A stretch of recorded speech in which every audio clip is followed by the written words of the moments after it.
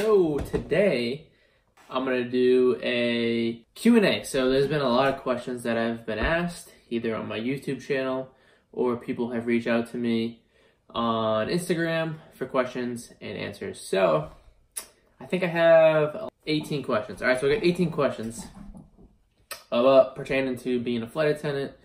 All right, let's get into it. All right, first question is from Lola. And she says, I'm in training right now with your company and I have my first KSV tomorrow. I'm really nervous for the KFCs, but I'm taking everything one day at a time, following the modules and homework. Were there any methods with studying for KSVs that helped you really observe the info? So if you guys get selected and offered a job with an airline, you're going to be taking tests.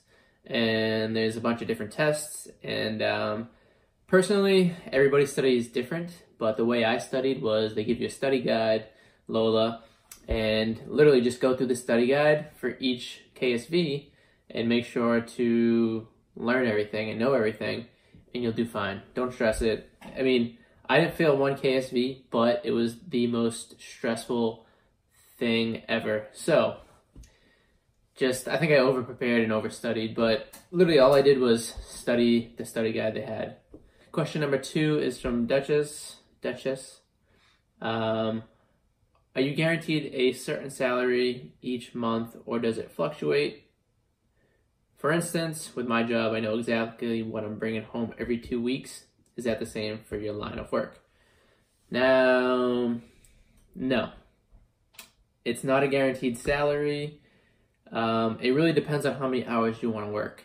So when you get a lot of people that I know that are more senior, they only hit like 75 to 95 hours a month, and that works for them. That helps pay the bills and they get by.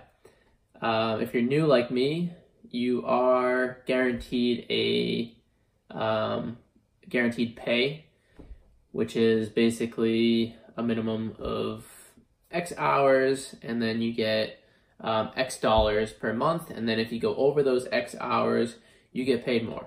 Now, it all depends too, because you get paid for time away from base, so it could depend on how much time away from base you are. It could depend on what position you are on the aircraft. You get paid more for certain positions. And yeah, so it's not a set salary, so that's going to answer the question. I try to get a little in-depth as I could. Third question from Duchess is it true that while you're waiting at the airport for your flight, you're not getting paid? I saw one video where you waited 6 hours, and did you get paid for that time? Unfortunately, you don't. It's not really planned how many hours you're going to be sitting there. Like, just because your block says you're going to be working X hours, that's never a guarantee. So don't ever like go into a trip thinking that everything is going to be set in stone. You're not paid hourly for that, but you're paid, technically it counts towards your time away from base. So that'll add to it as well. You're paid for flight time. Question number 4, which is from Duchess as well. Does the airline provide you with uniforms or are they charged out of your pocket? Now, I'm not able to speak for other airlines, but cool thing is we do get a stipend, which is nice. So, I mean, you could obviously go buy extra uniforms if you need uniforms, but you usually get a stipend every year. What does it mean when you say get in your own line? Okay, so it's funny because I didn't even know what that meant, but when you're talking to a camera, you just automatically assume that everybody knows what it means. So what I mean by when I say get in your own line, it means basically having a set schedule every month. So right now I'm on reserve, meaning I have block days where I'm on call, and that's it. I don't have set trips. I don't know where I'm going. They'll call me. I have 2 hours to get to the airport, and then that's it. That's the trip.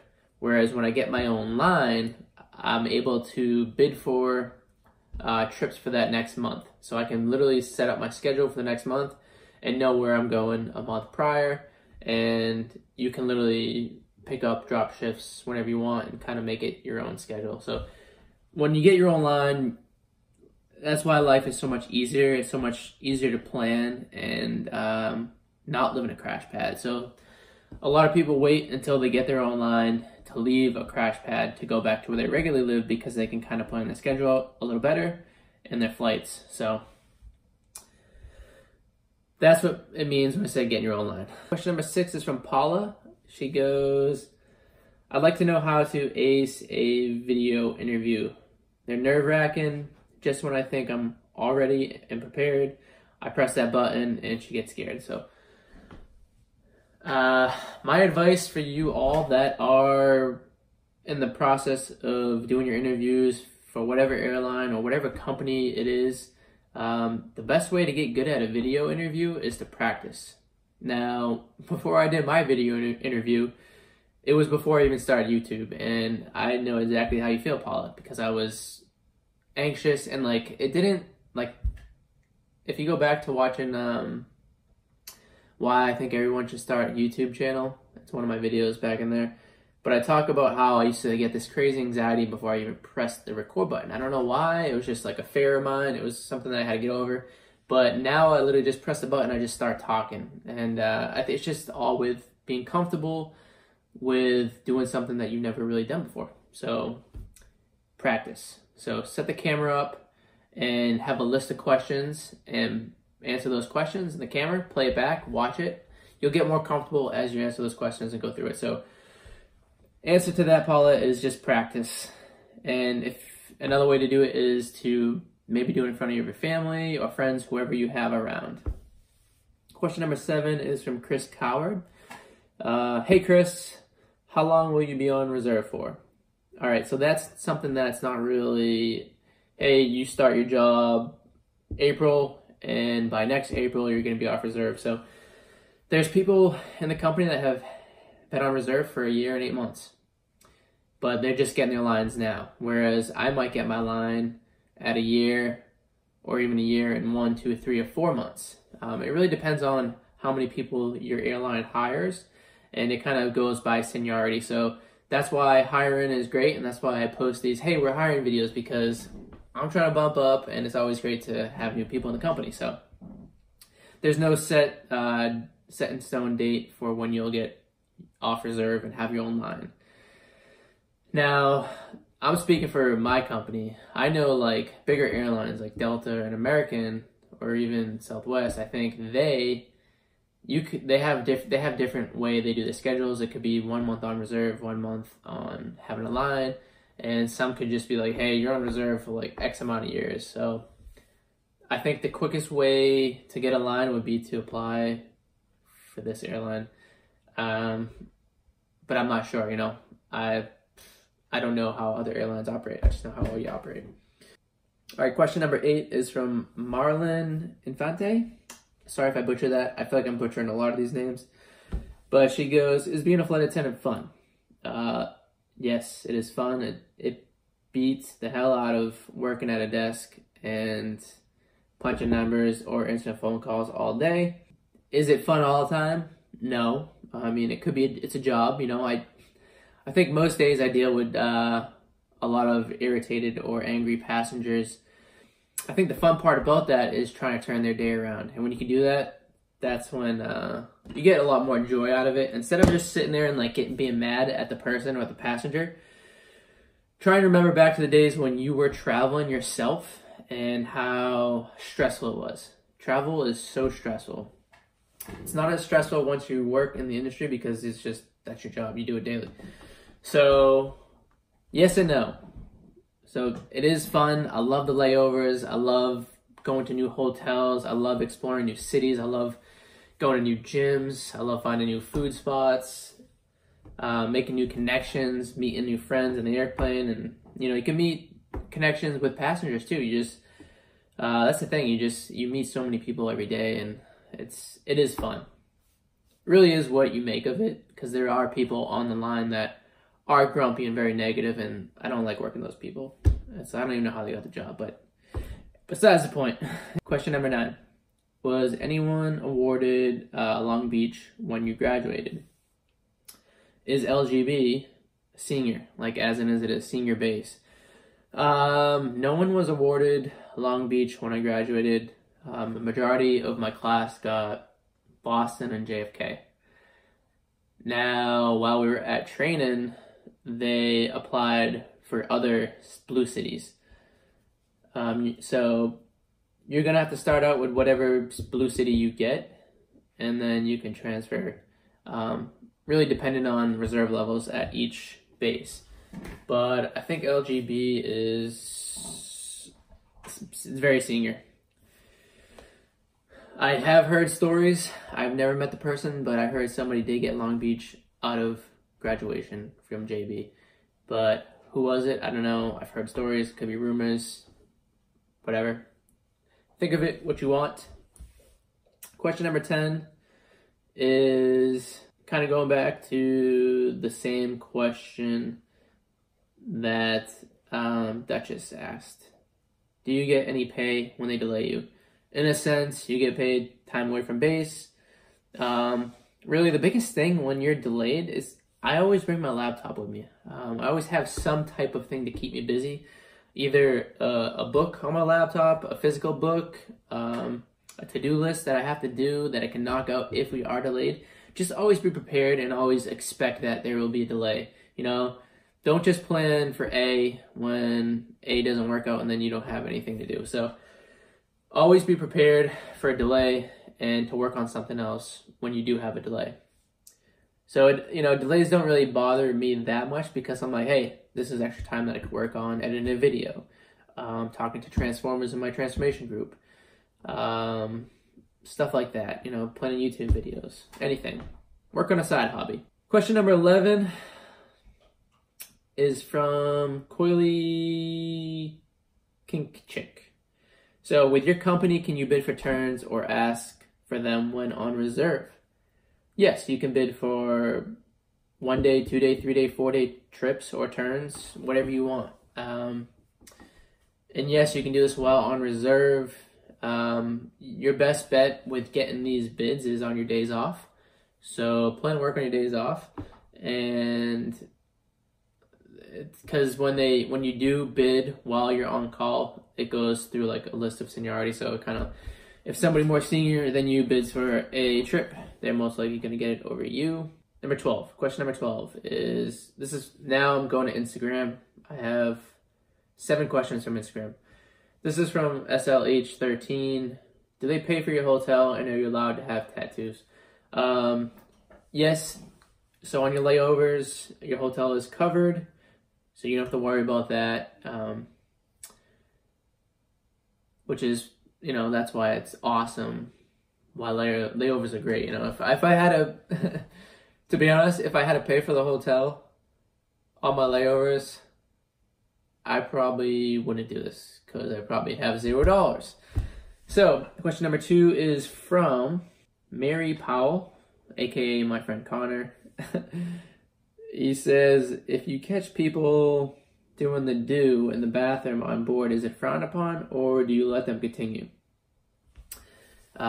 You don't let them continue. That's probably the correct answer. I've never personally in my experience caught anyone doing that. But no, yeah, that's definitely not allowed. So don't be trying to join the Mile Out Club on your next flight. Question number 14 is from Yanto84.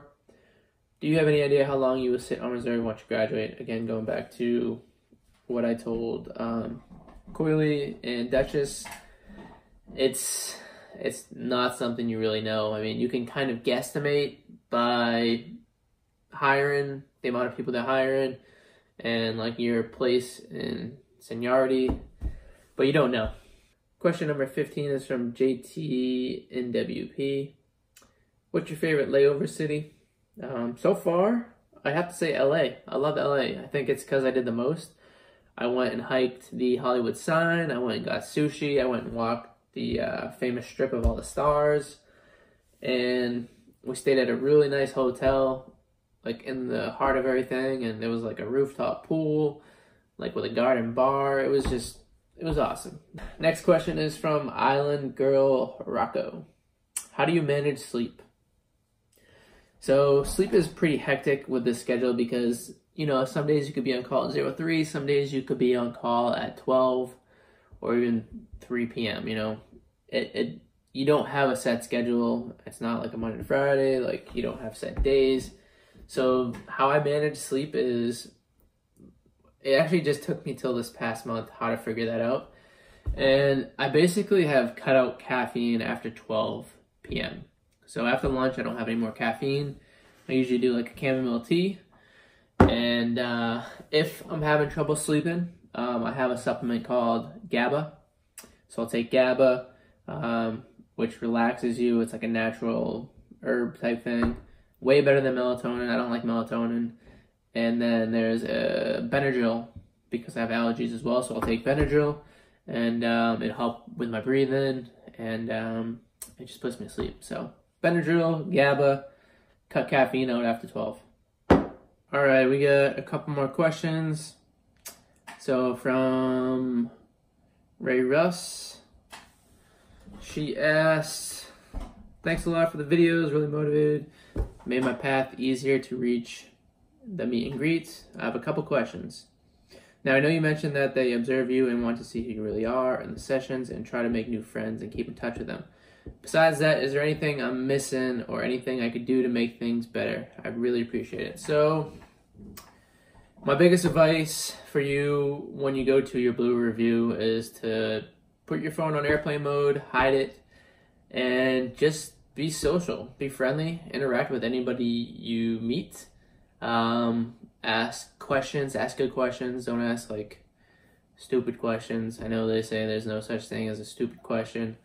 But last question is from Miguel. Is, if you could have any job regardless of how competitive it might be, would you still be a flight attendant? Good question. It's a really good question. If I could have any job, I would be a professional football player. I would choose to be a punter because, you know, it's not as stressful as a field goal kicker. And you don't really get hit as much. So you're getting the money, you're playing an awesome sport, and yeah, it's a great job. Sounds like an awesome job to me. In reality, if I could have any job, it could go back to like when I first started in the military. My first goal within the military was to be a pilot for the Army. It didn't work out that time around. That's why now I'm trying to pursue it in other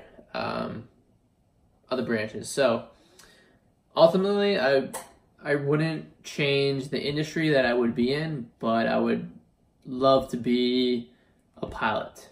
You know, it's just something I've always wanted to do, and I think it comes down to, there was a movie I watched called Officer and Gentleman, and that's kind of when I decided I wanted to be a pilot, and that was like years ago. But alright guys, that's going to conclude this Q&A. Very long. I'm going to try and condense it as much as I can. If y'all have any more questions, let me know. It doesn't even have to pertain to being a flight attendant. It could be about me, who I am.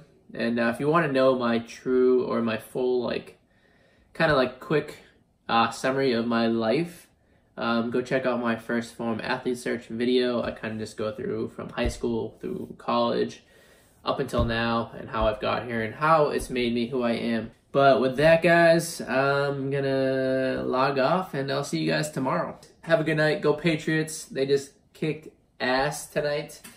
So yeah, see the Chiefs next weekend at the AFC Championship.